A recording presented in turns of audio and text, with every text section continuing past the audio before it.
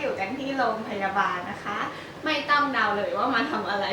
ตอนนี้เบบีมิชาของเราก็คลอดเรียบร้อยแล้วนะคะ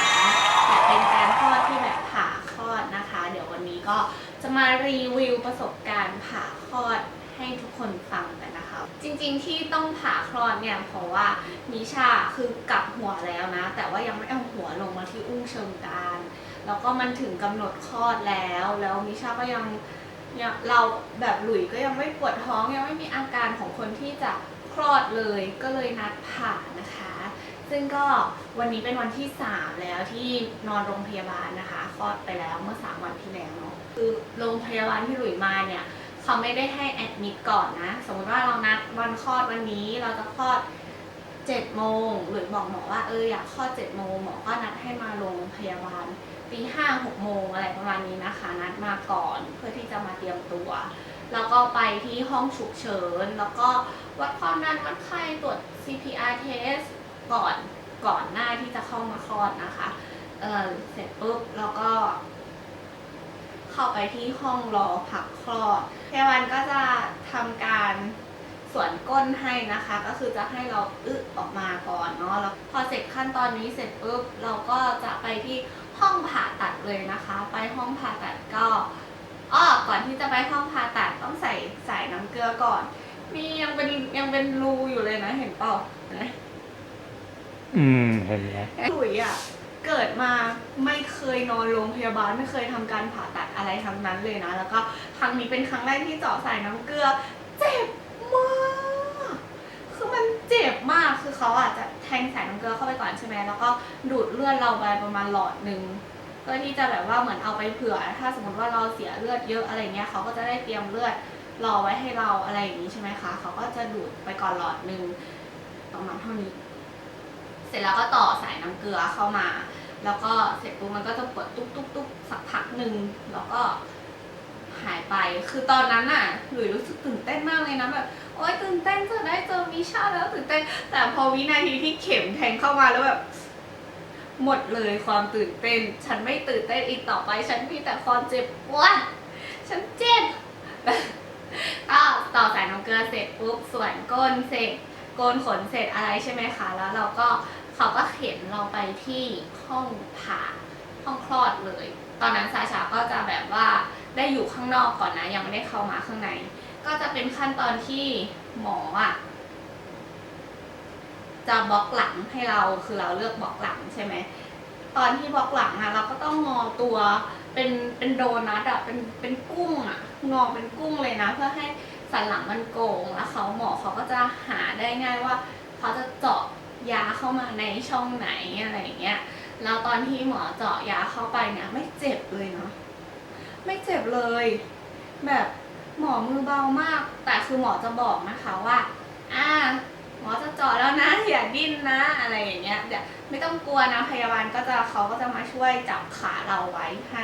ให้ตัวเรามันงอเป็นกุ้งมากๆให้มากๆเลยเพราะว่าถ้าหลังเราตรงมันจะเจ็บถ้ายิ่งงอเยอะมันจะไม่เจ็บ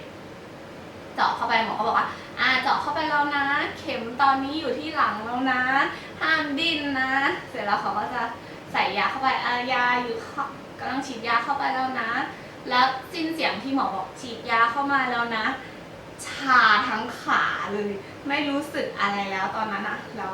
พอชาใช่ไหมมันก็เริ่มแบบไล่ขึ้นมาจากขาไล่ขึ้นมาจนถึงเนี้ย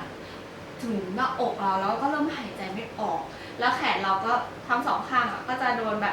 นรัดไว้ไม่ให้กระดุกกระดิกเลยหายใจไม่ออกแล้วก็อยากอ้วกก็บอกหมอว่าอยากอ้วกแล้วหายใจไม่ออกหมอก็ฉีดยาเข้าใส่น้ำเกลือมาให้เราก็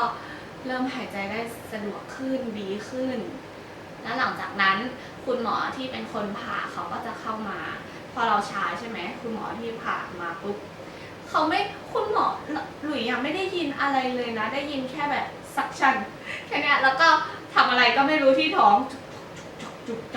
แล้วสักพักหนึ่งหมอก็บอกจะจุกนิดนึงนะแล้วก็ได้ยินเสียงเบบีมิชาออกมาพอจุกนิดนึงนะเขาดึง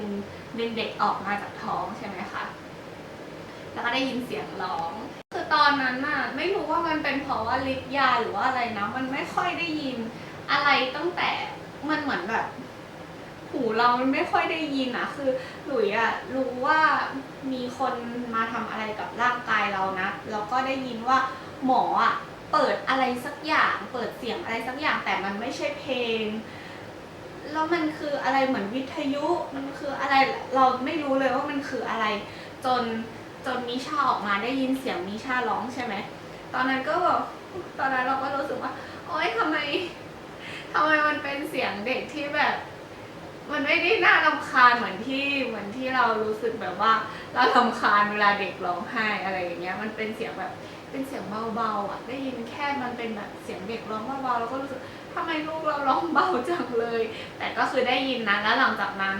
ตอนที่หมอเขาเย็บอะไรอย่างเงี้ยก็เริ่มได้ยินเสียงชัดขึ้นก็คือเป็นเสียงสรุปอะหมอไม่ได้เปิดเพลงแล้วก็ไม่ได้เปิดวิทยุอะไรนะหมอเปิดบทสวดมนต์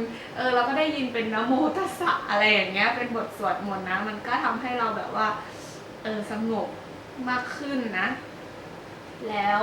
หลังจากแล้วตอนที่หมอเย็บอยู่แผลอยู่ใช่ไหมเขาก็เรียกซาชาเข้ามาแล้วก็นี่เนี่ยแล้วก็มาถ่ายรูปครอบครัวกันอะไรอย่างนี้ใช่ไหมคะเสร็จปุ๊บซาชาก็ออกไปพร้อมกับลูกเขาก็จะพาลูกเราไปเช็ดตัวทำนู่นทำนี้อะไรก่อนเนาะพอเย็บเสร็จปุ๊บนอนดูอาการ2 ชั่วโมงหลังจากที่ออกมาจากห้องคลอดอ่ะคันมากคันหน้าคันตะคือจริงหรือว่าจริงๆมันน่าจะคันทั้งตัวแหละแต่ว่าด้วยความที่ยามันอยู่ถึงตรงนี้อ่ะเราก็เลยคันแค่หน้าคันตาคันหูคันหัวคันไปหมดเลยอ่ะแล้วหลังจากนั้นพอดูอาการ2 ชั่วโมงไม่มีอาการอะไร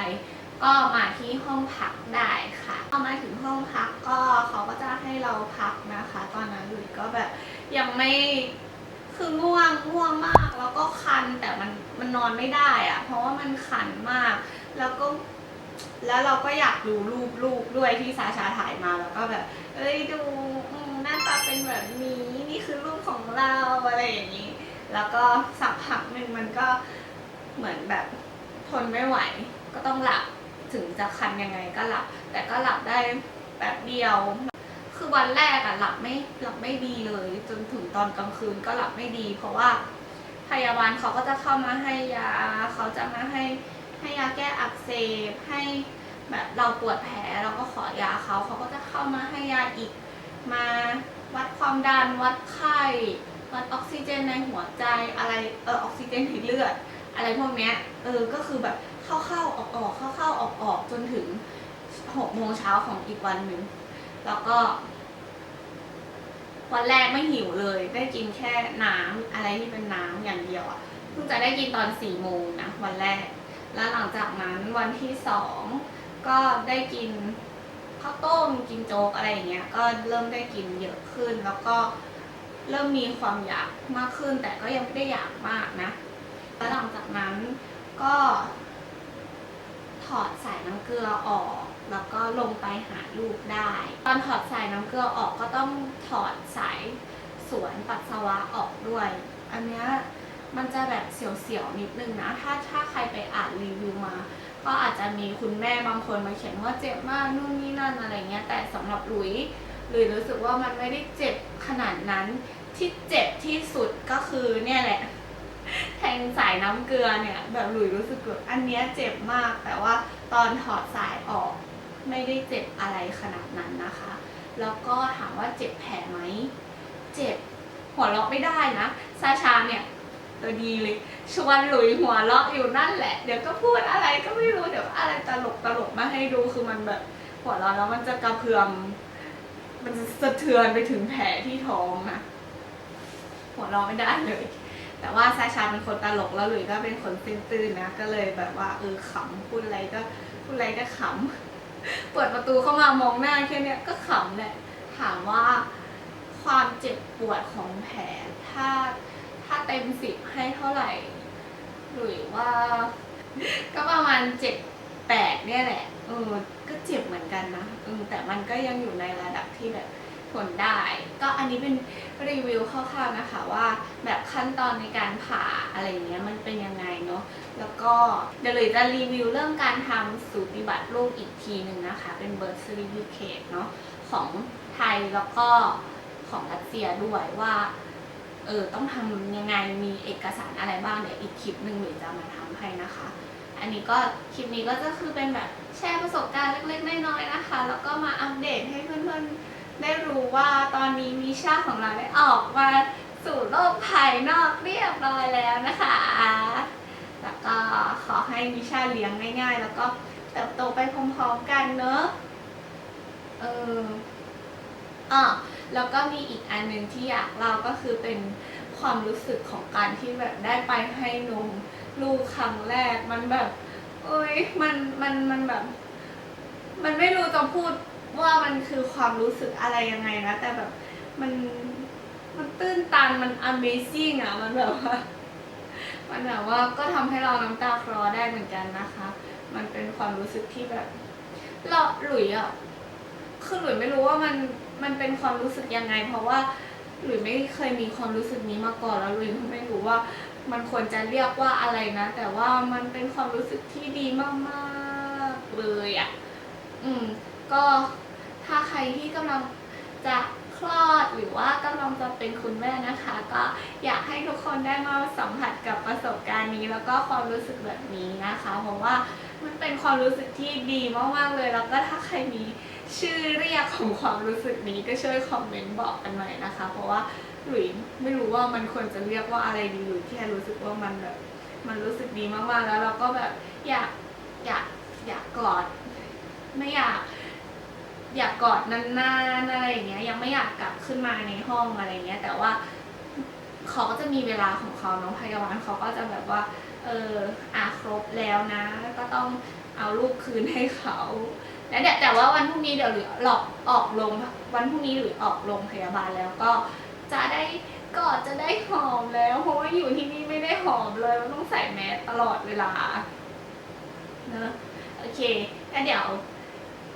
คลิปหน้าจะรีวิวเรื่องการทำเอกสารเกิดของลูกให้อีกทีหนึ่งนะคะสำหรับวันนี้ก็บายบาย